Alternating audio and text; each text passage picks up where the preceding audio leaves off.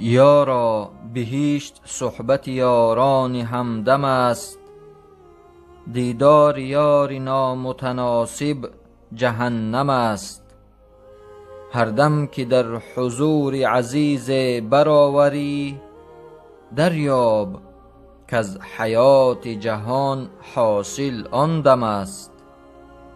نه هر که چشم و گوش و دهن دارد آدمی است، بس دیو را که صورت فرزند آدم است. آن است آدمی که در او حسن سیرت، یا لطف صورت است دیگر حشو عالم است. هرگز حسد نبرده و حسرت نخورده ام، جز بر دو روی یار موافق که در هم است.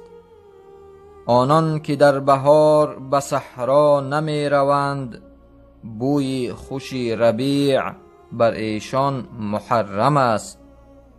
وان سنگ دل که دیده بدوزد ز روی خوب، پندش مده که جهل در او نیک محکم است. آرام نیست در همه عالم به اتفاق، ور هست در مجاورت یار محرم است.